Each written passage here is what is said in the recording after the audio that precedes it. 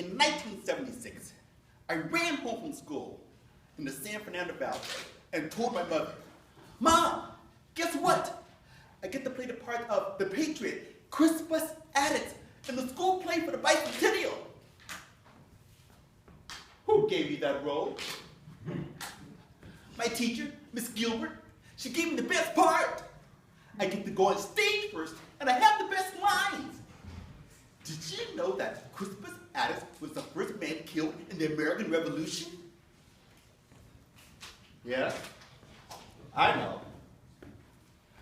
"And did you know that he died at the Boston Massacre on March the 5th, 1770? "Yes, I know that too." "He was also black." Only 11 years old, and among the few African Americans that attended my school, Cantera Street Elementary, at the time, I did not realize that when I had accepted the role of Crispus Attucks in the school's play for the bicentennial, I had accepted a stereotype seen in our movies and played on our streets. The black dude dies first. I'd also stepped into my mother's worst nightmare, that her black son would die an early death. I sensed from my mother that she felt that my white teacher had bamboozled me into playing the role of America's first black martyr. But my mother dared not oppose my dreams of performing.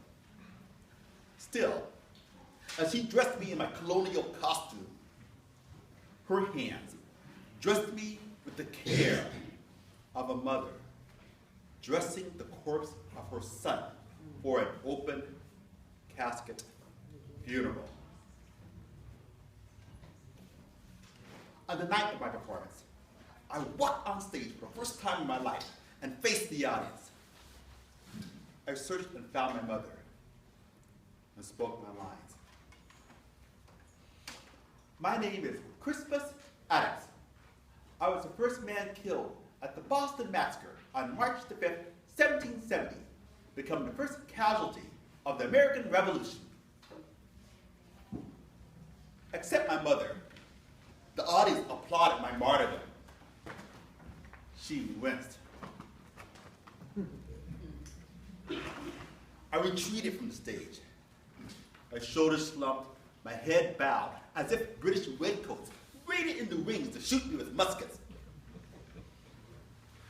Backstage, I watched my white classmates, dressed as Thomas Jefferson, John Adams, and Benjamin Franklin, parade on stage, reenact the signing of the Declaration of Independence, and declare, "We hold these truths to be self-evident, that all men are created equal."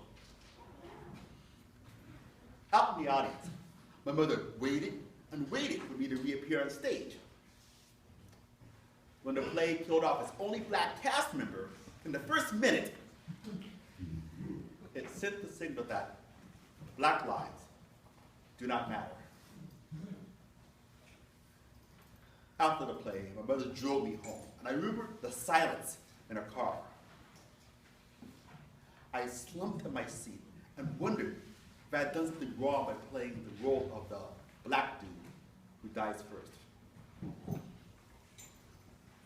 My mother knew that whoever told the stories shaped the histories. There you go. At the time of this story, 1976, my mother wrote the African American curriculum, conducted black workshops, and selected multicultural books to the Los Angeles Unified School Districts. Do you know how many kids that is? But the concern now is on one kid, her son. I do not know what my mother said when she walked into the office of my principal, Mr. Sands, but when she walked out, she organized the first Black History Week event at Cantera Street Elementary. She joined forces with her neighbor, Maxine Jackson, who had a lot of kids at the school. They selected other black children as well. And together, we put on a show. There were so many blacks on stage that it was impossible to kill us all off.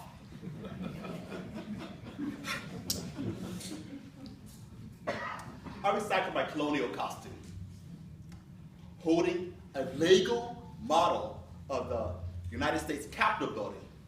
I walked on stage for the second time in my life and said, "My name is Benjamin Banneker. I was an 18th century mathematician who helped survey the boundaries of our nation's capital, Washington, D.C. The audience applauded as if these accomplishments were mine, and they waited for me to leave the stage. But I stood there because I was determined to break my previous less than 1 minute record on stage. I watched the clock in the back of the auditorium. A camera flashed. A photographer knelt before the stage. I watched the clock reach 2 minutes, and then I left the stage. Backstage, a mother hugged me. The entire cast of the Black History Week event watched. My sister, Joy, wore a headscarf as she portrayed the liberator, Harriet Tubman. My brother, Jason, wore a white dress shirt as a lab coat as he portrayed the botanist, George Washington Carver. My friend, Daniel Jackson, he wore a flower-dusted afro as he portrayed Frederick Douglass. And Ada Potato wore her mama's hat, glasses, and white gloves as she portrayed the boycotter, Rosa Parks. As my mother embraced me, I felt that my ancestors, my heroes, embraced me too. I went to bed that night, wondering if my performance had all been a dream. But then I remembered that photographer before the stage. I woke in the morning, rushed to the front porch, and found, extra, extra, I'm on the front page of the Daily News. Look, Mom, I'm in the paper. This is me as Benjamin Banneker, and I'm holding my Lego model of the United States Capitol building. My mother rushed over. "Oh, Andre," and she hugged me. And then she called friends to buy papers. And the best thing, we still had 2 more performances to go before Black History Week ended.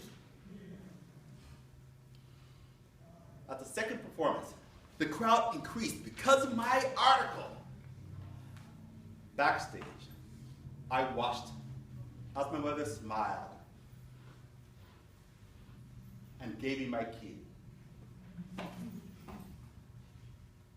Then I walked on stage with my head held high, high as the listening skies. I knew that tonight, this little black dude would not die. Thank you.